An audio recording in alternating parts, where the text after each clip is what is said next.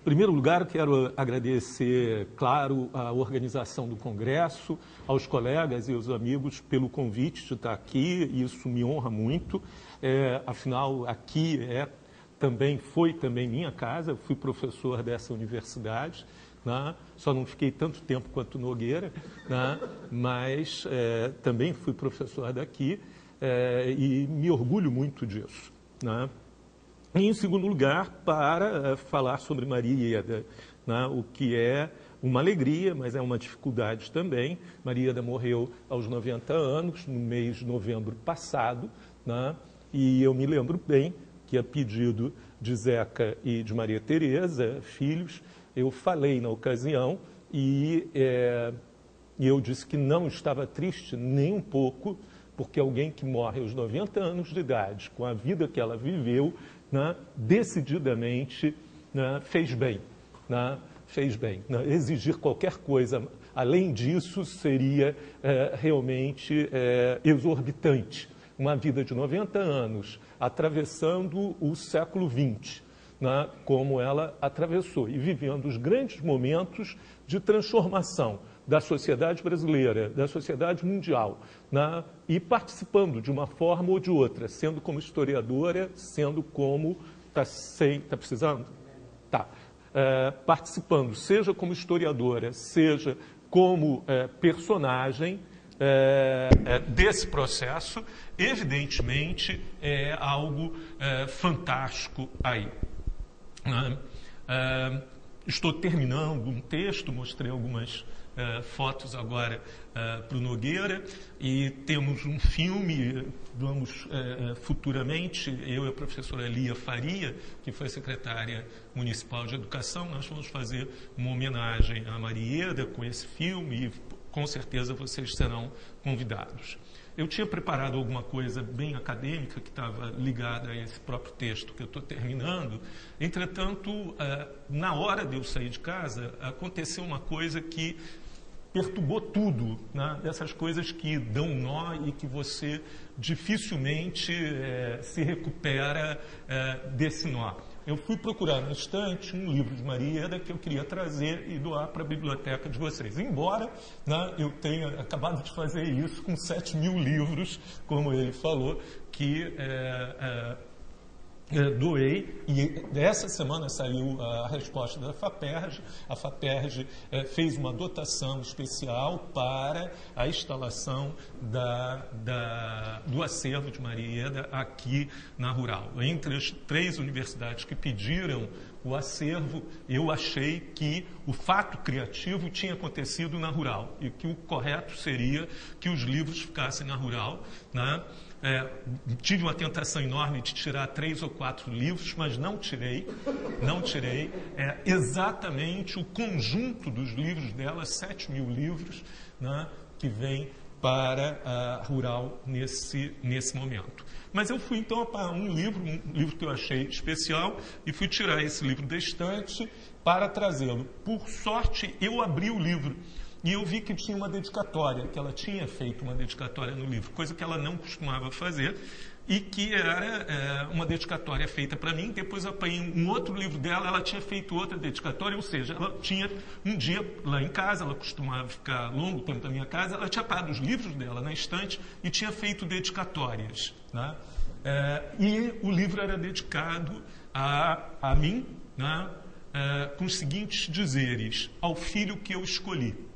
Né?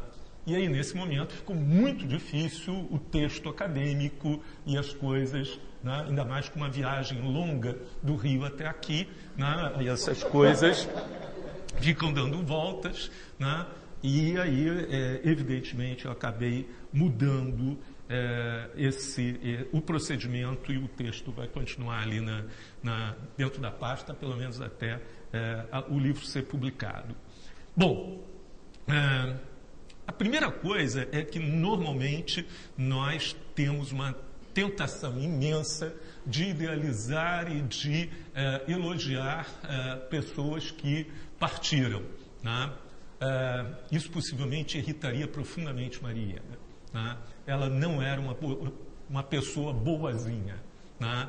Ela era uma pessoa bem difícil, né? Tinha momentos bem difíceis, né? Fazia exigências, fazia cobranças, né?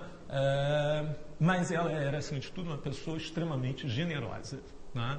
E a generosidade, o que eu estou chamando de generosidade, era o acolhimento, acolher pessoas, né? E ela acolhia pessoas pelo talento das pessoas, pela capacidade das pessoas e pelo caráter das pessoas. E isso era verdadeiramente uma qualidade importante que marcou Ieda ao longo de toda a sua carreira, de toda a sua vida.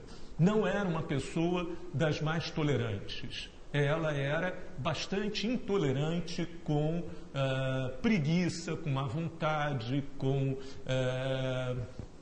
deixar as coisas acontecer, né? Ela tinha mania de pegar e fazer e queria resolver tudo na hora, às vezes de forma até atabalhoada, né? De forma até complicada. O doutor José Linhares dizia sempre: minha filha, calma, calma e pensa. Mas tudo que ele dizia, ela levava em consideração 5 ou 6 dias depois. Né? Na hora, ela era essa coisa explosiva, verdadeira, muitas vezes briguenta, né?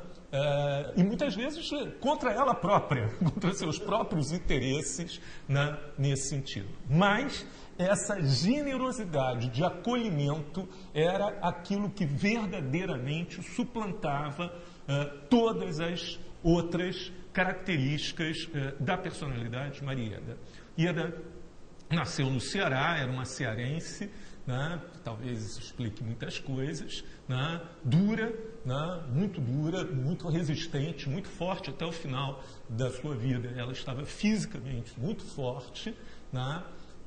Muito decidida e que, por razões complexas, o pai era corretor de algodão e foi atingido pela crise econômica mundial de 1929, né? Ela teve que muito cedo começar a trabalhar, o que era algo verdadeiramente muito raro naquela época, né? E fazer uso dos conhecimentos que ela tinha de português e de inglês, não só para se manter e poder estudar, mas inclusive para sustentar a própria casa, a família, os irmãos, etc., que precisavam disso. Numa conjuntura de crise mundial e que, particularmente naquele momento, tinha atingido a agricultura brasileira de uma forma muito dura. Então, ela teve também essa característica muito original de uma mulher que trabalhava não só para se sustentar desde muito jovem, desde os 17 anos, mas para sustentar junto à família, para manter a família nesse sentido. Do Ceará foram para o Rio Grande do Sul, do Rio Grande do Sul para o Rio de Janeiro. No Rio de Janeiro, ela estudou num colégio católico, Colégio São Paulo Apóstolo de Ipanema, né, no qual ela detestava e adquiriu uma aversão a freiras e padres muito intenso e no qual ela nunca mudou em relação a esse comportamento, né? E durante o seu estudo no colégio São Paulo, ela ganhou uma maratona. Existia uma coisa, agora existe de novo, foi recriada, mas no Estado Novo tinha sido criada uma maratona de disciplinas, uma maratona nacional de disciplinas. Parece que ainda existe de matemática, né, se eu não me engano. Né? Ela ganhou a primeira maratona brasileira de história. E o presente que ela ganhou foi um volume, né, de História Geral do Brasil, de Varnhagen. Foi esse que eu fiquei com vontade de pegar, mas eu não peguei, deixei. Né? Ela nunca emprestou esse livro a ninguém. Né? E aí ela recebeu uma homenagem. Nessa homenagem ela acabou conhecendo uma jovem americana, da Embaixada Americana, que era responsável pela instalação do DASP, do Departamento de Serviço Público, que o Estado Novo tinha criado para profissionalizar o serviço público no Brasil, e essa senhora, que era, na verdade, uma secretária executiva, né, e que ia organizar a administração pública brasileira, se encantou com ela e, através disso, ela recebeu uma bolsa de estudos nos Estados Unidos. Ela foi para a Colômbia. Primeiro, ela acabou fazendo o Barnard College, que era o colégio feminino, aquele período de college que antecede a universidade, em Colômbia, e depois ela começou a fazer letras em Colômbia. Antes de sair do Brasil, ela tinha passado para a Universidade do Distrito Federal para fazer o curso de História e Geografia na chamada, então, UDF. A UDF foi a primeira universidade do Rio de Janeiro. A primeira universidade do Brasil foi a USP. O Paraná vai dizer que não, que foi a primeira, não sei o quê, mas a do Paraná ela foi criada no papel. A USP é que foi criada verdadeiramente em 1934 como a primeira universidade. Se for no papel, a primeira universidade foi a do Brasil, criada no Rio de Janeiro em 1922. Mas ela só foi criada para dar o título de doutor honoris causa ao rei da Bélgica, que visitava a exposição de 22. Nunca teve curso, nunca funcionou em nada, só serviu para isso.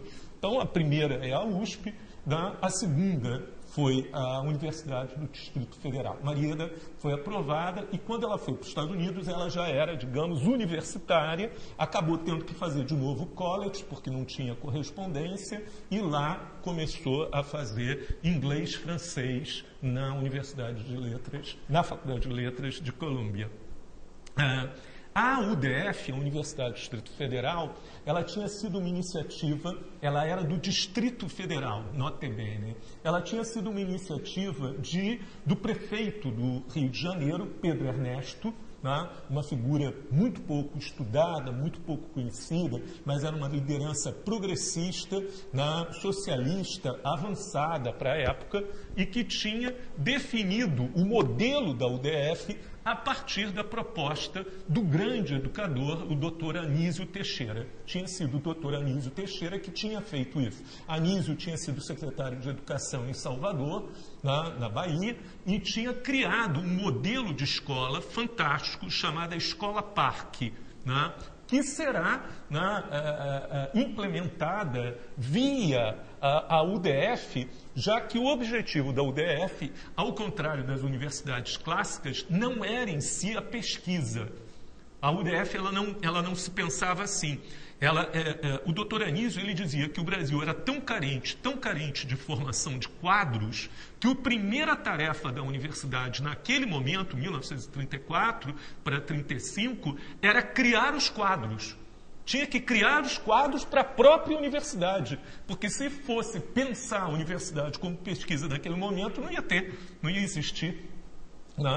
E para isso foram chamados especialistas no mundo inteiro. Vieram vários professores, isso a USP também já tinha, estava trabalhando em São Paulo o jovem Fernando Prodel, que ainda não era Prodel, no sentido que a gente conhece, Claude Lévi-Strauss estava lá também, e Anísio Teixeira acabou chamando o grande historiador Henri Auxerre, o grande geógrafo Francis Rouellin, e Jacques Perrot, também historiador, para criar o curso de História na UDF.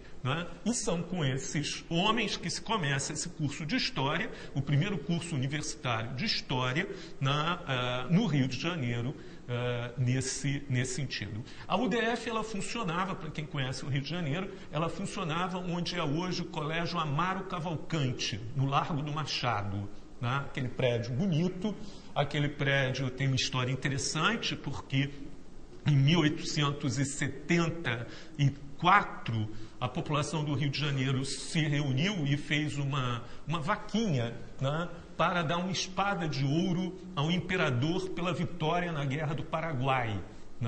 E ele, com bom senso, se recusou a receber uma espada de ouro, e pediu que o dinheiro fosse dirigido para criar uma escola. E aquele prédio foi financiado exatamente com a inexistente, então, espada de ouro do Dom Pedro II. E foi nesse prédio que foi instalada a UDF. Ela funcionava ali. Lamentavelmente, essa obra do Dr. Anísio, eu fico chamando Dr. Anísio porque, enfim, né, nós conhecemos essas pessoas, o tratamento era esse, e é difícil que eles, de repente, se tornem personagens históricos. Né? Essa coisa é difícil. A filha dele é uma grande amiga, casou-se com o jornalista que para ter que usar um nome fantasia durante a ditadura, se chamava Arthur da Távola. Né? Então, eram todas pessoas que conhecíamos, então continua sendo o Dr. Anísio ainda hoje, depois de tanto tempo e de tantas coisas que aconteceram. Mas, evidentemente, uma universidade com grandes professores europeus, progressista, dirigida, o chanceler era Pedro Ernesto e o reitor era Anísio Teixeira, não poderiam durar. Quando o Estado Novo é decretado em 1937, a universidade é fechada. E grandes nomes da universidade, Brochado da Rocha, o Santiago Dantas, etc., que eram jovens professores de direito, são presos e expulsos da universidade. É possível que a UFRJ tenha até hoje no seu DNA essa terrível marca, né, dessa relação com o poder, com a ditadura e com o arbítrio. Né? De qualquer forma, a universidade tinha que ter um destino. Maríada foi então para os Estados Unidos, é nessa ocasião então que ela vai para os Estados Unidos, ela não quer ver, ela não participa do processo, né? Também não tinha como continuar a faculdade, já que a faculdade tinha sido extinta, a universidade tinha sido extinta, e ela só é recriada em 1938 por outro decreto com o nome de Universidade do Brasil. A antiga Universidade do Brasil, que dará origem, por outro ato de outra ditadura, em 1968, à UFRJ. Parece que nossa vida foi aos trancos e barrancos com as ditaduras que criaram e recriaram a estrutura da UFRJ. Enfim, acontece Pearl Harbor, acontece a guerra, a situação nos Estados Unidos se torna muito difícil.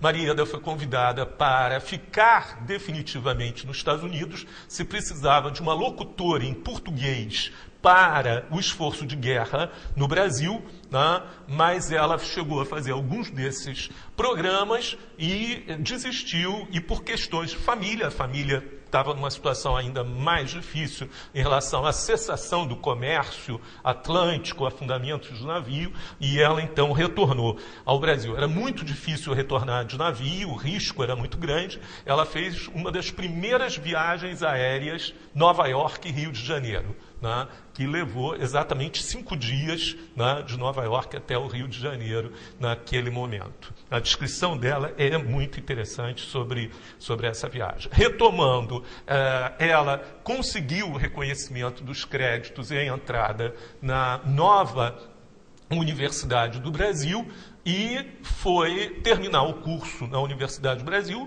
em História e Geografia e se forma ainda durante o período da guerra.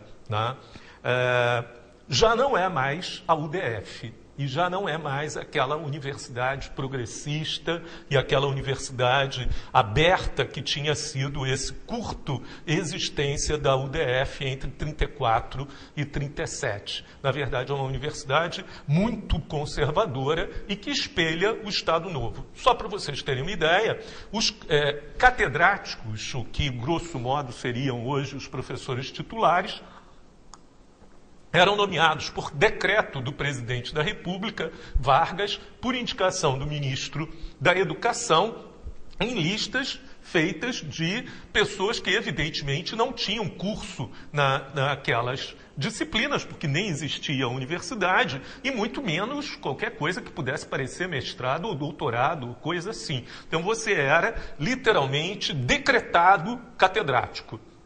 Era como se fazia. O principal deles era o catedrático de História do Brasil, Hélio Viana, que chega a esse posto porque ele era amigo pessoal de Lorival Fontes, né, o diretor do famigerado DIP, Departamento de Imprensa e Propaganda, e amigo pessoal do líder fascista brasileiro Plínio Salgado, né, Hélio Viana era advogado, e ele fazia as cartilhas de nativismo do integralismo.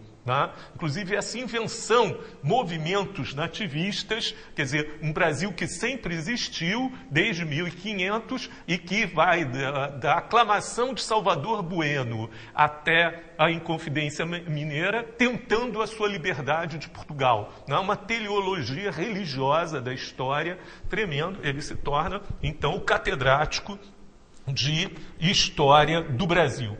E como um bom coronel de letras, ele impediu, enquanto foi vivo, e ele durou, enquanto foi vivo, ele impediu qualquer pesquisa em História do Brasil.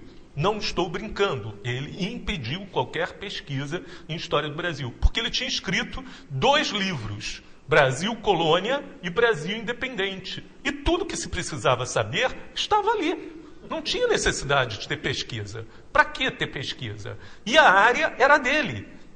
Então, na verdade, era impossível se formar pesquisadores em História do Brasil, porque havia um curral e um coronel que mandava nesse curral da Universidade do Brasil. Ele tinha um assistente, esse assistente começou como uma pessoa absolutamente dócil e extremamente erudito. Aos poucos foi se tornando uma das pessoas mais críticas do seu próprio professor tutor e acabaria pagando extremamente caro com a expulsão, cassação e sessões terríveis de tortura pela sua ironia e seu sarcasmo, que foi Manuel Maurício de Albuquerque.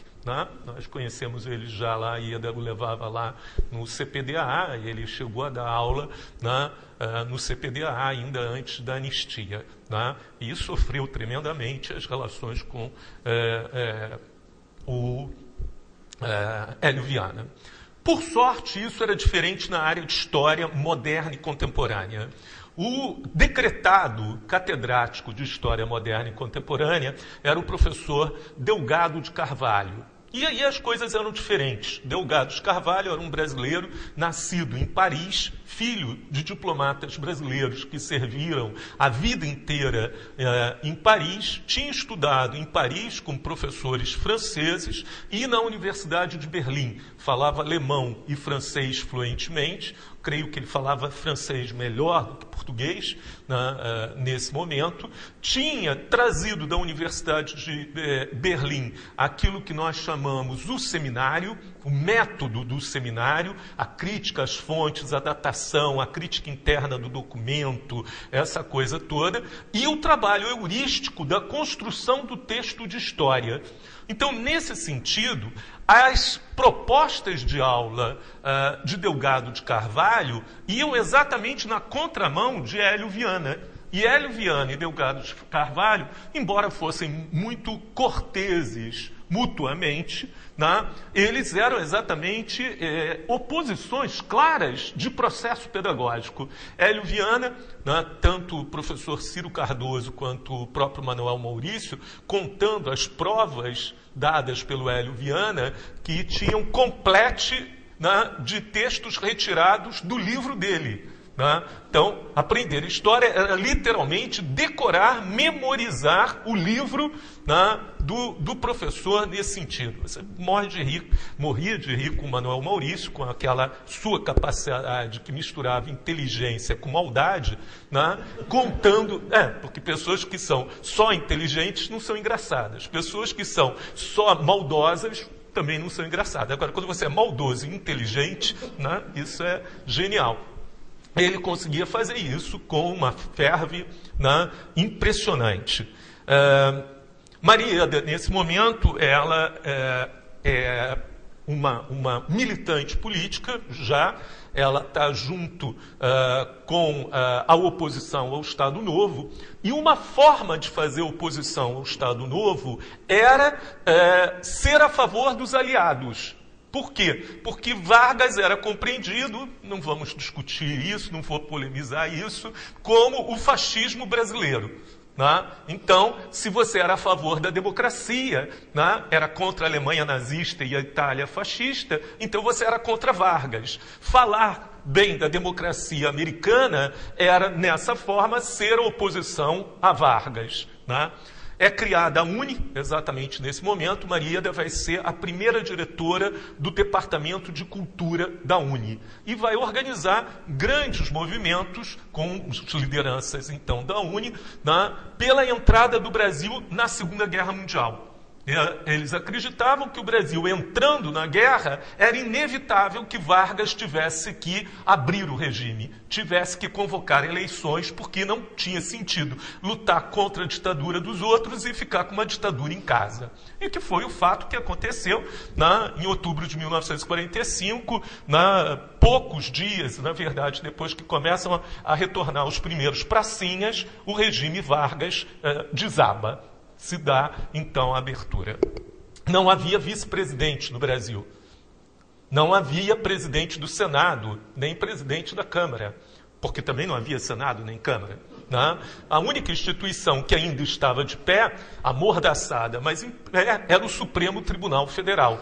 E aí coube ao presidente do Supremo Tribunal Federal, o doutor José Linhares, assumir a presidência do Brasil.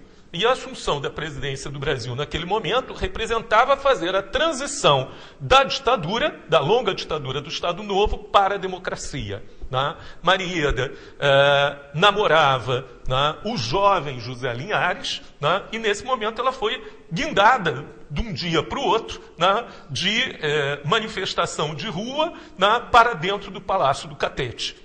E se estabeleceu ali. É bem interessante que vocês não têm ideia de como esse mundo era pequeno, né? Porque era uma elite muito pequena, todos se conheciam, inclusive os inimigos, né? Todos conviviam ali. Por exemplo, Marieta era muito amiga, era mais ou menos da mesma faixa etária, de Alzira Vargas, a filha de Vargas, Alzirinha. Né? E então as duas eram muito amigas, né? Mas ao mesmo tempo em pontos exatamente extremos. Né? É interessante que no momento que Vargas renuncia com as Forças Armadas mobilizadas contra ela, Ieda procura Alzirinha e diz: o que a gente faz? Como é que vai fazer? Né? Era muito interessante esse caráter de petit monde, né?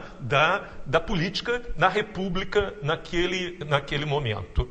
José Linhares, o jovem, e Marieta vão acabar se casando logo depois, né? É um casamento para todo sempre, como seria, né?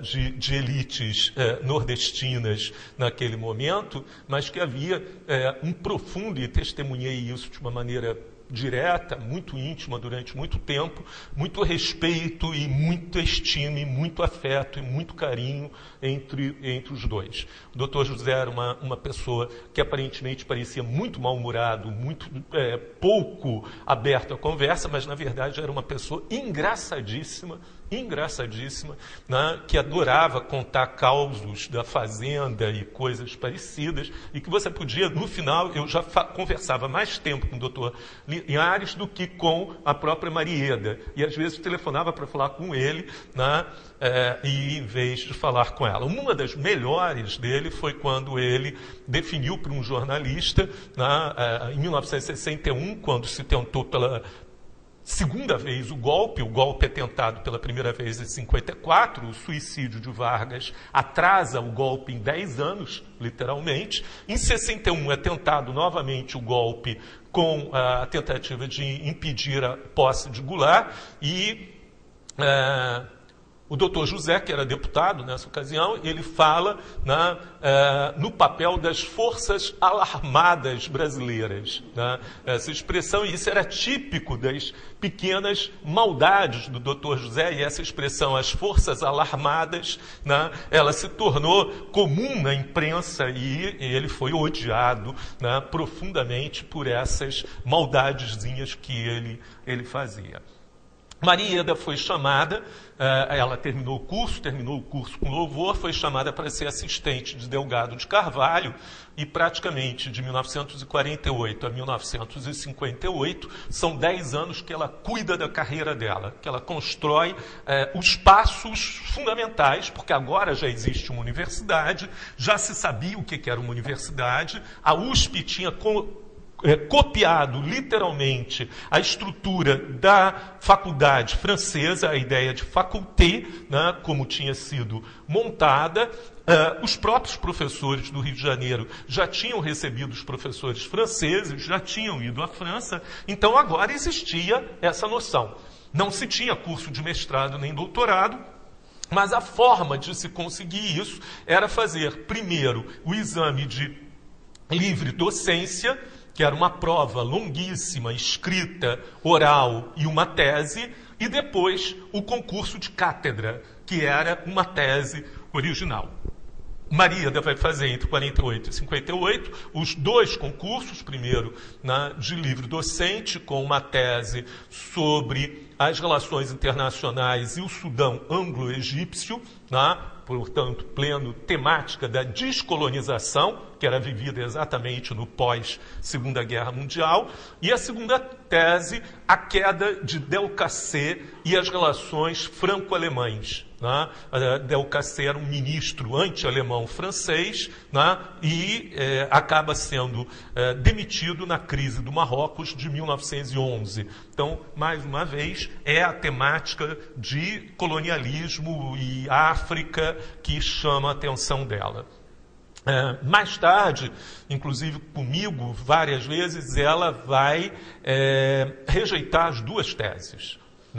As teses são textos muito cuidadosos, muito bem feitos. Maria Ieda trouxe da Europa toda a coleção de documentos diplomáticos ingleses, franceses e alemães para fazer a tese, com fontes originais, etc. Mas eu uma vez falei, bom, Ieda, vamos publicar? Que eu acho que é interessante. Ela disse, de maneira alguma. Isso não é para ser publicado, isso não deve ser publicado, porque, na verdade, são teses feitas do ponto de vista europeu. É uma tese feita da Europa. Nada tem a ver com África, nem nada tem a ver com a gente. No ponto de vista do Egito, do Sudão, do Marrocos, não está presente ali. Eu fiz uma tese usando os documentos da diplomacia europeia sobre uma crise europeia e não me perguntei jamais como os povos desses 3 países imaginavam essa crise. Do ponto de vista historiográfico, é um equívoco as 2 teses. Poucas pessoas tinham esse espírito, e isso foi um processo muito rápido, porque de 58 para 59 ou 61 é que essa coisa dá a virada na cabeça de Maria Ieda. É aí que tem uma virada em que ela entra profundamente na discussão da descolonização e no papel do colonialismo, a independência do Senegal e a independência de Gana, Senegal da França e Gana da Inglaterra. Ela vai acabar sendo convidada para as cerimônias de independência.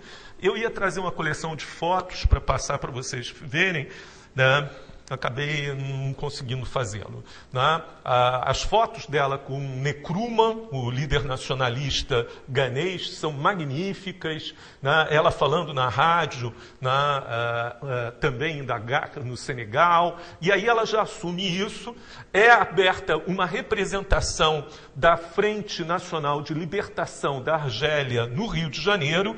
E o primeiro representante argelino se torna uma figura comum na universidade, forma-se uma figura comum. É nesse momento que a ideia de terceiro mundo, a ideia de imperialismo, colonialismo, assume um papel central para ela e vai fazer com que ela recuse as teses que ela tinha visto, que eram corretíssimas, mas eram europeias, nesse sentido que ela está a esse trabalho. Ela tinha também avançado imensamente em outras preocupações. Ela tinha tentado, de todas as formas possíveis, começar uma pesquisa sobre a história do Brasil. Mas o professor Hélio Viana sempre conseguia, na congregação, derrotar isso, evitar mesmo, proibir que fosse feita pesquisa. Eu não estou fazendo uma metáfora, era real, a proibição de pesquisa em história do Brasil.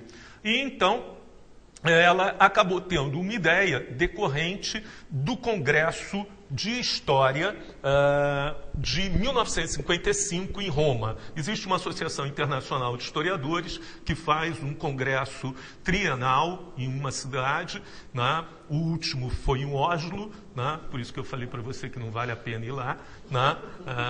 É muito caro e muito desinteressante, né? O de 1955 foi feito em Roma, e é o famoso Congresso de História de Roma de 1955, e que é fundante para o tema de vocês, para a história econômica.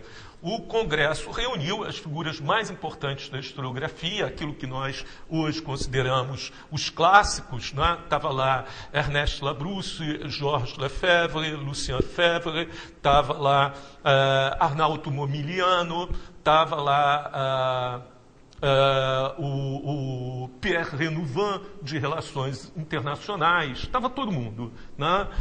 Todos que eram figuras importantes. Particularmente desempenhou um papel central no Congresso Ernest Labrousse. Labrousse vai ser a figura central desse congresso, ele está no auge do prestígio dele, né? Ele tinha publicado, tinha defendido a tese de Estado dele em 1934, chamado L'Esquisse Mouvement des Prix Revenus Salaires au XXe siècle, en France, né, que é o trabalho fundante para muitos da história econômica moderna, né, um esboço do movimento geral de preços, salários e renda no século XVIII na França. Né. Dois outros trabalhos vinham ao lado, nos Estados Unidos, o brilhante, fantástico trabalho de Hamilton, né, sobre o Tesouro Americano e a Revolução dos Preços, que é um trabalho de 32, e talvez o mais anterior de todos, o trabalho de 1927, chamado Vida Cara e Sublevações Populares na França sobre o Terror, de Albert Mathieu. Né? Mathieu, né? Hamilton, né? E Labrousse, eles fundam aquilo que nós poderíamos chamar a moderna história econômica. Já existia história econômica antes disso, já existiam trabalhos como Henri C. História do Capitalismo de Hammurabi aos Nossos Dias. Né? Bom, não é disso que a gente está falando. Né? Estamos falando de um trabalho verdadeiramente bem fundamentado, bem estabelecido em história econômica, com fontes seriais quantificáveis. Esse aqui era o elemento central. É a coisa que Labrousse estabelece como princípio fundamental para a história econômica. Fontes seriais quantificáveis numa duração ao menos secular. Né? Aquilo que mais tarde Prodel chamaria de la longue durée. Né? Esse é o elemento central. Labrousse era socialista, tinha sido do Partido Socialista francês, agora tinha entrado na direção do Les Humanités, né, que era o órgão oficial do Partido Comunista francês. O próprio Albert Mathieu era socialista, tinha sido amigo de Jean Jaurès, o grande líder socialista francês. Todos eles trabalhavam com parâmetros mais ou menos marxistas, ou que eles achavam que era marxismo naquele momento, e tinham também ao lado de Georges Lefebvre e, um pouco mais jovem, Albert Soubou, né, essa íntima participação. Albert Soubou era membro do Comitê Central do Partido Comunista Francês, essa presença à esquerda. O esquema de Labrousse, num livro em 2 volumes com mais de 1000 páginas, ele acabava sendo muito simples. Ele acabava dizendo e comprovando com documentação primária, né, a tese original de Albert Mathieu. Conforme os preços subiam, a renda caía e os salários sofriam flutuações nervosas muito intensas, proliferavam os motins sociais em Paris. Ele procura fazer uma correlação entre sublevação social, revolta social e movimento de preço-salário aí. Para isso, ele apanha fontes homogêneas de preços e salários. Normalmente isso era feito através, por exemplo, de mosteiros, conventos ou hospitais que tinham que comprar todo dia comida e pagavam mensalmente, às vezes era semanalmente, salários. Então ele apanha todos esses dados por 105 anos, faz uma deflação de todos eles, converte tudo em valores comuns e aplica, então, uma análise quantitativa, né, de longa duração a esse momento, e ele consegue mostrar que o pico, né, da tesoura preço-salário dá os grandes conflitos, inclusive os levantes que vão dar origem à Revolução Francesa. Esse era o máximo de sofisticação marxista naquele momento colocado ali. Isso vai dar uma discussão mais tarde enorme, né? A futura história social inglesa não vai aceitar esse automatismo de maneira alguma, e os trabalhos de Thompson, depois, sobre a formação da classe operária inglesa, vão ser muito críticos a esse viés, essa explicação economicista clara aqui. Mas, naquele momento, era isso. Em 1955, Labrousse reina no Congresso de Roma, e então, jovens historiadores vão fazer uma apresentação de uma comunicação que, entre as dezenas de comunicações do Congresso de Roma, vai ser uma comunicação básica. O jovem Jacques Godechaux, né, e o professor Robert Palmer. Palmer era professor da conceituadíssima Universidade de Princeton, nos Estados Unidos, mas era uma daquelas manias dos americanos do pós-guerra. Todos foram para a França e todos amavam a França, né? Tinha mais intelectual americano em Paris do que em Nova York, né? Palmer vivia ali, bebia daquele clima francês, né? E Godechaux, particularmente, tinha tido uma história muito complicada, embora fosse muito jovem ainda naquele momento, porque Godechaux era um jovem professor da Escola de Guerra Naval de Brest, né, na França, e era aluno, né, de Labrousse e de Georges Lefebvre. E, sob orientação de Labrousse, ele tinha feito uma belíssima tese de doutorado sobre comerciantes nos portos atlânticos, porque ele próprio era professor da Escola de Guerra Naval de Brest, interessava ele. Ele acabou escrevendo também uma história do Atlântico, né?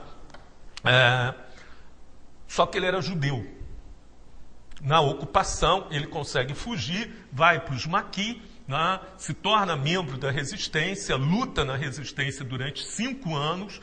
Quando a França é libertada, ele tenta retornar a Brest, a situação está muito difícil, ele acaba sendo nomeado a Toulouse, né, e vai se tornar o doyen, né, o decano de História da Universidade de Toulouse. Ali ele terá um papel fundamental. Esse passado dele como resistente, como militante resistente, será importante. Ele vai acolher em Toulouse, né, dezenas de exilados espanhóis e portugueses das ditaduras de Salazar e de Franco, e a Universidade de Toulouse vai acabar construindo uma área de pesquisas ibéricas, exatamente por causa desses exilados que Godechaux recebe com extremo generosidade. Mais tarde, um dos exilados que vai assumir a chaire de Civilisation brésilienne em Toulouse vai ser Maria da Linhares, né? Ela vai acabar indo trabalhar com Godechaux ali. Já em 55, em Roma, Maríada fica muito impressionada com a comunicação de Godechaux e com as palavras de Labrousse. Labrousse diz o seguinte: é preciso agora que os historiadores em ambas as margens do Atlântico busquem as documentações as séries que possam dar origem a uma análise comparada e comum da história do Ocidente. Ele acredita que nos Estados Unidos, no Canadá, no Brasil, no México, teriam documentações que, se não fossem semelhantes às documentações europeias, teriam um papel parecido para produzir uma história serial de longa duração nos moldes daquela história que ele apregoava e que era hegemônica naquele momento. Né? Ieda retorna ao Brasil com essa ideia fixa. O ano é um ano muito difícil. 54 tinha sido o suicídio de Vargas, a ameaça de golpe. 55 são praticamente 3 golpes de Estado no mesmo ano. 56 é muito difícil. Começa a haver uma estabilização já no governo Juscelino Kubitschek, do qual ela tinha sido uma tremenda oponente, já que tinha sido defensora da candidatura do Marechal Lott com João Goulart como vice, né?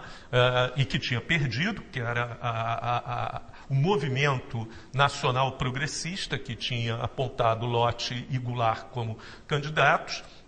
Mas, nesse momento, ela se aproxima de outras 2 professoras que terão um papel fundamental nesse processo. Eulália Lobo, que tinha se tornado, num processo muito semelhante, a catedrática de História da América, na UFRJ, substituindo o indescritível, eu não tenho como descrever qualquer... Eu sei descrever o Hélio Viana. Era um velho, né, autoritário e fascista.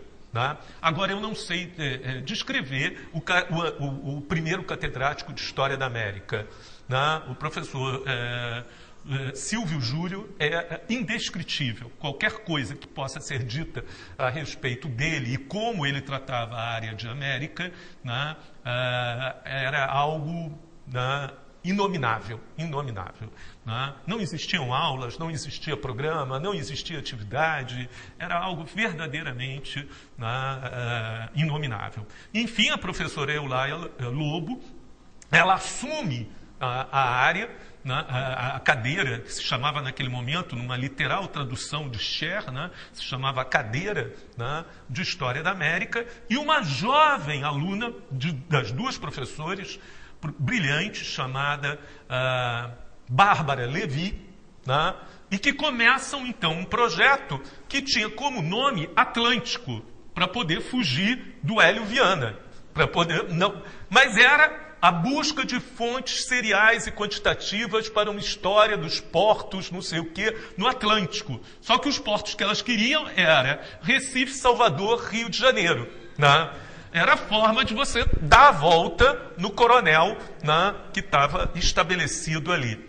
Esse trabalho começa em 59 e vai ser interrompido em 1961 na ameaça de golpe, né, em relação à posse de Goulart. Marieda, ela está próxima e tem um grupo que se reúne no apartamento que você bem conheceu, da 5 de julho, em Copacabana. Ela se reúne ali com pessoas que são aquilo que era o Rio de Janeiro, a capital federal. Né? E que hoje a gente olhando diz, meu Deus, eram tão poucas pessoas, né? Mas era efetivamente ali. Havia uns amigos de sempre, aqueles amigos que eram amigos, pouco importa o que acontecesse, e que estavam muito ligados à torcida do Botafogo, que ela era botafoguense até não poder mais. Né? E nós respeitávamos isso e... Quem vai se fazer? Né? Nessa conta dos botafoguenses que estavam sempre ali, estava Sandro Moreira, né, o que se tornou, era atleta do Botafogo, acabou de se tornando jornalista, e o João Saldanha. Né? Sintomaticamente, todos 2 membros do Partido Comunista. Né? Então, reuniam uma certa liga de comuno-botafoguenses, né, que faziam reuniões ali, né, porque tinha também os botafoguenses do mal, do muito mal, que era o Cecil Boré, que era o presidente do Botafogo e que era chefe da polícia do Vargas, no Estado Novo. Então, inclusive, grande parte dos policiais espancadores da Polícia Especial eram atletas do Botafogo. Né? Então, algum dia alguém vai ter que escrever essa história de futebol e política, né? Porque ali... Bom, esses, sem dúvida nenhuma, eram os amigos pessoais, os amigos de conversa, de sair, de conviver nesse sentido. Né?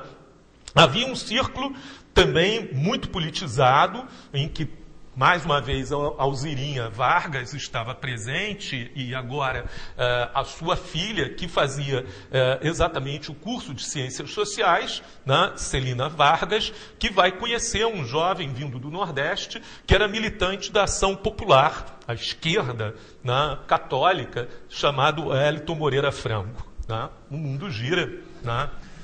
As coisas mudam, ninguém pode ter bola de cristal nesse momento. Né? Grande parte do getulismo, que tinha sido muito reacionário no Estado Novo, no governo democrático de Vargas, tinha ido para a esquerda, né? E tinha se tornado nacionalista e já fazia parte dali. Uma outra pessoa fundamental, outras duas pessoas fundamentais desse convívio ali, direto no apartamento da 5 de julho, eram Apolônio de Carvalho e René. Né? René e Apolônio eram pessoas...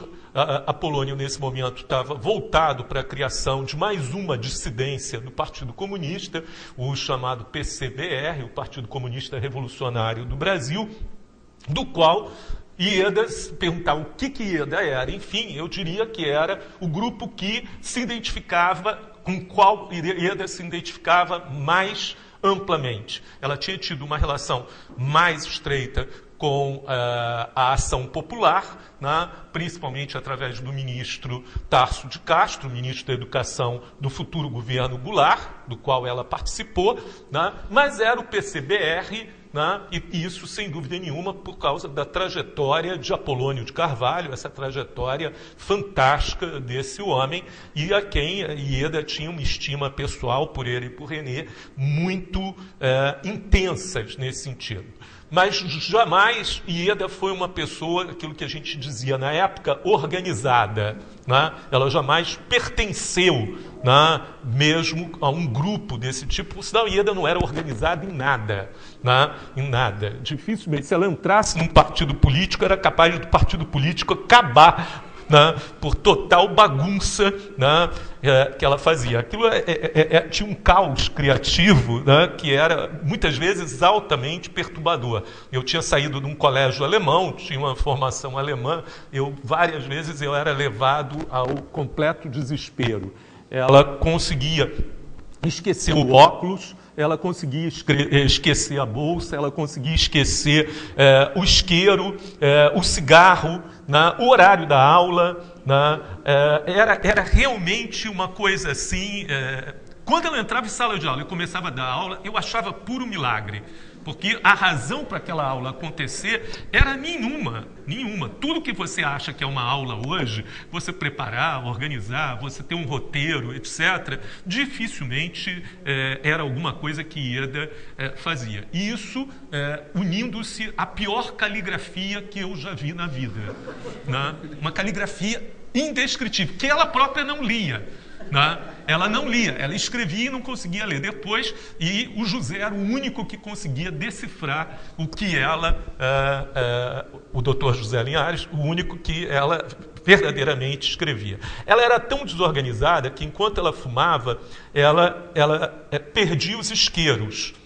E aí, sempre que ela via um isqueiro, ela pegava dizendo que era o dela. Né? Uma vez eu tirei 11 isqueiros de dentro da bolsa dela. Ela tinha 11 isqueiros que ela tinha apanhado de todas as pessoas em volta, sempre dizendo que era o dela, e fazia isso com uma naturalidade total de caos. Né?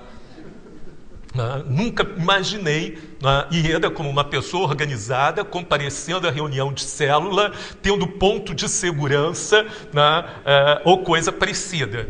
Seria alguma coisa como Catherine Hepburn servindo o exército. Não teria chance disso dar certo de forma alguma. Eu falo isso porque já nesse momento, sob total influência do governo da Guanabara, então Guanabara, Carlos Lacerda, uma célula de espionagem criado por um grupo de coronéis sediados na Escola de Guerra Superior de Guerra, ela vinha vigiando tanto Marieda como Zé Linhares, como vinha vigiando Apolônio, o próprio Saldanha e todos que estavam ali. Mais tarde eu tive acesso aos documentos, pedi os documentos foram entregues e eu e ela pudemos ler juntos os documentos e ela me pediu que nunca publicasse os documentos. Esses documentos eles faziam acusações como ainda hoje se fazem, como ainda hoje aparece nesses documentos que são revelados, acusações pessoais, acusações morais, acusações éticas absolutamente devastadoras, mentirosas, e era uma forma do germe da ditadura que estava existindo já em 61, na confluência entre o Palácio Guanabara e a Escola Superior de Guerra, e que depois vai virar o SNI, na verdade é Carlos Lacerda com esses coronéis da ESG, que criam o que depois, entre esses coronéis, estava Golbery Couto Silva, que era então da ESG, era o criador da ESG, por sinal. Cria ali o núcleo do que seria o SNI. E esses documentos são absolutamente mentirosos. Os meus são cômicos. Quando eu fui ler os meus, são verdadeiramente cômicos. Talvez os mais enlouquecidos fossem aqueles sobre o Dr. José, que era apontado como um perigosíssimo comunista. Só vocês conhecendo o Dr. José, conhecendo um bom cearense, dono de fazendas no Ceará, com uma mentalidade muito conservadora, embora um cara profundamente justo e nacionalista, talvez esse fosse o eixo de oposição ao que acontecesse ali, como um perigoso. Primeiro que o doutor José não era perigoso em situação nenhuma, era uma pessoa amabilíssima. Em segundo lugar, como comunista. Eu tenho que refazer meu conceito do que é comunista para entender o doutor José Linhares como comunista. Mas isso, os coronéis Lacerda faziam isso. O interessante é que Marieda e Carlos Lacerda tinham sido amigos, muito amigos, e tinham estudado juntos. Quando Carlos Lacerda era a periferia do Partido Comunista e defensor de Luiz Carlos Prestes. Só naquele famoso rompimento no Teatro João Caetano, quando Lacerda não foi ao lançamento da Frente de Libertação, da Aliança Libertação, é que apareceu que ele tinha bandeado. Mais tarde, em 64, Carlos Lacerda vai fazer um discurso de quase 2 horas na TV Rio contra Marieda Linhares, exigindo a prisão imediata dela como sendo a grande arquiteta da resistência comunista no Brasil. Esse foi o papel, mas não foi só contra Ieda. Lacerda fez isso contra inúmeros intelectuais, inclusive o doutor Anísio Teixeira também foi alvo desse tipo de ação.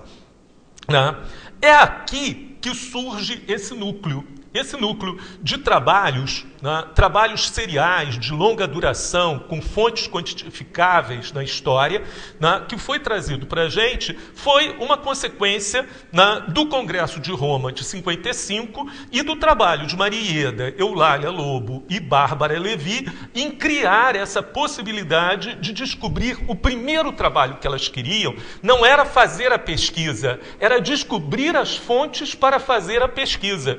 O problema era com quais fontes, com qual material.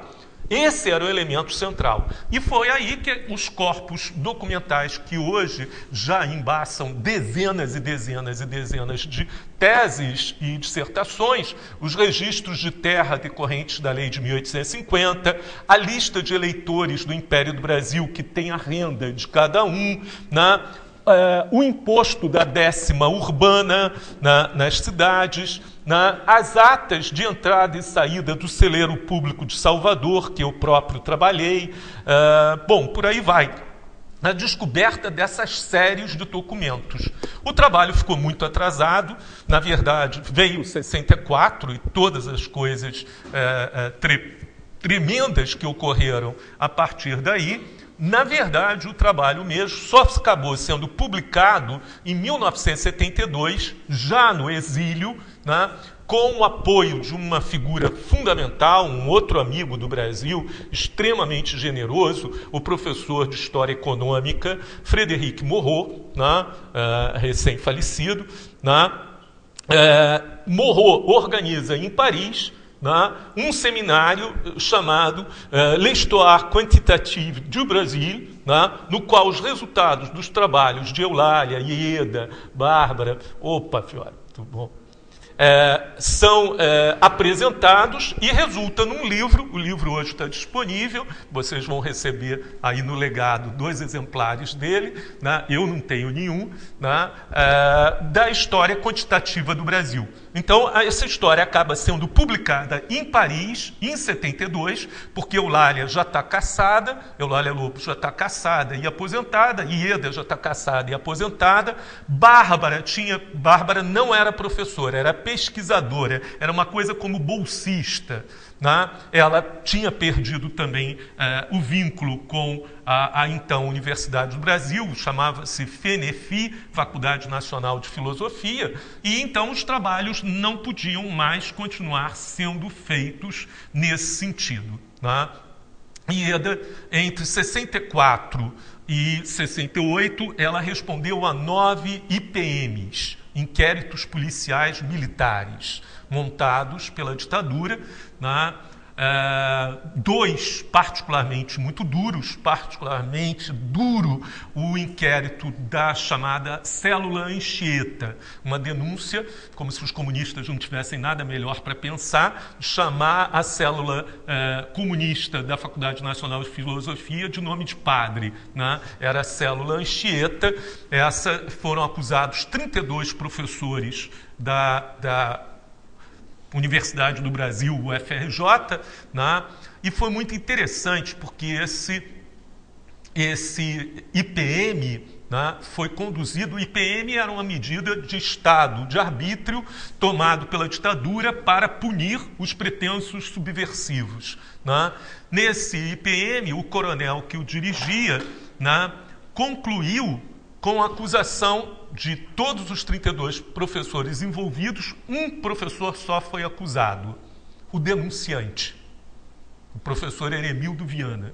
Né? Foi o único que foi acusado, porque o coronel disse: olha, isso aqui é uma querela de professores, é uma briga, não tem nada a ver com a gente, etc. Né? Mas tiveram depoimentos arrasadores, acusações pessoais tremendas, ofensas. Foi um período, o inquérito levou 1 ano e meio, né, de total terror para as pessoas. É interessante notar, não sei se vocês leem, o jornalista Hélio Gaspari, e escreveu os livros sobre a ditadura, etc. O Hélio Gaspari tem um personagem chamado Heremildo Idiota. Né? É esse mesmo. É esse mesmo. Né? Heremildo era o chefe do departamento de História, e ele é que fez as primeiras listas de alunos e professores a serem cassados. E ele usou contra o Hélio Gaspari, que era aluno lá na Faculdade de Filosofia, uma medida policial chamada Decreto 477, que expulsava da universidade, sem nenhum procedimento legal, qualquer aluno acusado de ação política. Né? Então, Gaspari nunca esqueceu Eremildo, né? E o transformou num personagem, né, nesse sentido marcante. E o Hélio, ele é tão obsessivo nas suas má vontades que vocês todos são muito jovens, né? Tirando eu e o Nogueira, né? Que foi meu chefe, né? Vocês todos são muito jovens, não têm ideia disso. Mas nas revistas de antigamente, todas as revistas, aquelas que ficam em salão de beleza, dentista, tinha cupons destacáveis. Né? Assim, um pontilhado que você destacava, preenchia, colocava, ele já vinha com selo pago. Para você comprar a enciclopédia Barça, comprar a enciclopédia britânica, se inscrever num curso de radiotelegrafista, né? Se é que isso... Mas todos tinham aquilo. Ele colecionava, o Hélio Gaspari, ele colecionava esses tickets, ele preenchia com o nome do Eremildo, colocava o endereço do Eremildo e colocava todos no correio. Eremildo recebeu todas as encomendas possíveis para pagar, toda semana. Isso era a grande vingança. E o Hélio ria as gargalhadas de contar essa maldade que ele fazia contra o Eremildo Viana. Bom, de 64 a 68, começo de 69, foi um período terrível. A Marieta esteve muito doente, teve que fazer uma grave operação de câncer. Ela foi retirada do hospital direto para o então 1º BCC, 1º Batalhão de Carros de Combate, na Avenida Brasil, depois RCC, hoje está lá escrito Escola de Líderes e Civismo. Né? Deveria se saber melhor o que acontece dentro das instituições. Né? A situação dela era muito grave e foi então que Jean-Paul Sartre e Fernando Prodel enviaram um telegrama ao general ditador de plantão, Costa e Silva, dizendo que a vida de Maria da Linhares era responsabilidade direta e pessoal, né, de Costa e Silva, e que eles considerariam que qualquer coisa que acontecesse com ela seria de responsabilidade do general de plantão lá naquele momento. Né? Maria foi libertada, mal teve tempo de passar em casa e pegar coisas, e foi então exilada. Foi para a França. Na França ela chegou em 69, imagina, Paris, Sorbonne, para dar aula em 1969. Né? Ela não entendia o que estava se passando, ela não sabia bem o que estava se passando, e aí então Jacques Gaudichaud, aquele mesmo que tinha sido resistente Maquis e a tinha conhecido no Congresso de Roma de 55, a convida para ir para Toulouse. E é em Toulouse, então, que ela vai publicar o primeiro trabalho quantitativo, né, que vai ser a análise da lista de votantes, da renda dos votantes brasileiros no Império do Brasil. Né? Esse vai ser publicado pela revista de História de Toulouse-Le Mirail, e é o primeiro trabalho nesse sentido. Ela vai retornar ao Brasil antes da anistia, num pedido pessoal que ela faz, tem longa entrevista. É proibida de ficar no Rio de Janeiro, ela acaba comprando uma casa em Vassouras, para poder ficar em Vassouras, já que no Rio de Janeiro ela não podia ficar, né? E aos poucos ela vai se reincorporando ali. O principal passo nessa direção foi o convite que vocês fizeram a ela, né, dela ir ao seminário e participar do seminário de julho de 1976, né, lá no CPDA. Né, que ainda era a Fundação Getúlio Vargas naquele momento. Né? Ela me convida para ir, e a partir dali se cria os Departamento de História da Agricultura, né? Que é um dos departamentos, era na ocasião, depois isso foi mudado, dos departamentos do CPDA. E foi o CPDA a primeira instituição brasileira a chamá-la para trabalhar e a aceitar o seu trabalho depois de todo esse processo. Ali nós começamos a tentativa, o seminário foi em julho. Né? Financiado pelo governo Geisel. É verdade. Mas tem uma coisa que talvez você não saiba. né? Naquele momento eu fui chamado e foi pedido que eu saísse do CPDA, né? Que haveria o risco de Maria Ieda e Eulália serem presas se eu continuasse. Então, não sei se você lembra que eu pedi demissão, me afastei um tempo, né? E aí começou a campanha da anistia. Aí, começando a campanha da anistia, eu pude retornar porque o meu medo naquele momento é que ela fosse presa por minha causa. Né? Já tinha sido presa por tanto... Isso foi uma coisa que, na verdade, eu e o Dr. José conversamos intensamente na minha casa, e eu disse, a melhor coisa agora é eu ficar longe, porque não vai ser possível naquele momento. Eu tinha acabado de sair da prisão e a situação era muito complicada. 75 tinha sido o ano Herzog, né? Tinham pessoas morrendo e a situação era complicada nesse sentido. Ali nós começamos a trabalhar com a documentação serial, de fato, né? Bastante intensa, né? E só para concluir, vão aparecer os trabalhos iniciais, né? Vão chegar pessoas cada vez mais importantes e mais dinâmicas. Para mim, sem dúvida nenhuma, o professor João Fragoso é o melhor trabalho nesse sentido, é ele que chega à melhor conclusão. Mas é interessante também porque quando aquilo começa a funcionar a todo vapor, já é o final. Por que já é o final? Porque a anistia vinha em seguida. E não havia chance de Maria Ieda não voltar para o UFRJ. Né?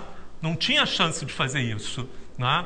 E ela voltando para o UFRJ, ali perdia sentido, e para mim perdia sentido. Eu tinha passado no concurso da UF, era professor da UF, então, na verdade, não tinha mais sentido nós nos mantermos no CPDA naquele momento. O CPDA ele foi um momento fundamental para permitir que as pessoas se estabelecessem. Pessoas que não tinham trabalho, não tinham emprego, não tinham... Existia uma coisa absurda também, chamado atestado de ideologia. Você tinha que ir à polícia política e pedir um atestado de nada consta ideológico para você trabalhar no serviço público. E, normalmente, se você não tinha muita certeza que você ia conseguir esse atestado, quando você fosse pedir, era capaz de você não poder sair. Né? Vários colegas foram presos no ato de pedir o atestado. Ficava na Rua da Relação, né? Ali no centro. Então, na verdade, não valia a pena pedir. Então, a gente não tinha como trabalhar em universidade pública antes da anistia. Era algo extremamente complicado. E o CPDA ele fez isso. Ele deu esse teto, né? Maria Ieda, Eulália Lobo, né? Durante um período, o Manuel Maurício de Albuquerque, o Maurício Trachtenberg, que vinha de São Paulo, né? O Ciro Cardoso, que estava exilado ainda no México e na Costa Rica e que veio através do CPDA. Eu mesmo que comecei a trabalhar, eu já era professor da PUC, a PUC fazia isso. Ali na PUC era o Dr. César, né? O Falcon e o Ilmar de Matos, que bancavam, né, essa coisa. E os padres, naquela época, os jesuítas, eram extremamente progressistas e eles aceitavam. Mas o trabalho fundamental de dar corpo e forma a isso foi organizado no interior do CPDA. Foi o CPDA que permitiu, de fato, que se constituísse esse grupo de trabalho. Eu mesmo não trabalho mais com isso. Desde 92, eu passei a trabalhar especificamente com história política e outras temáticas, mas, sem dúvida nenhuma, o João Fragoso, a Hebe Castro, João na UFRJ, a Hebe Castro na UF e a Márcia Mota na UF são os verdadeiros herdeiros do CPDA. Né? Eu traí a causa, né?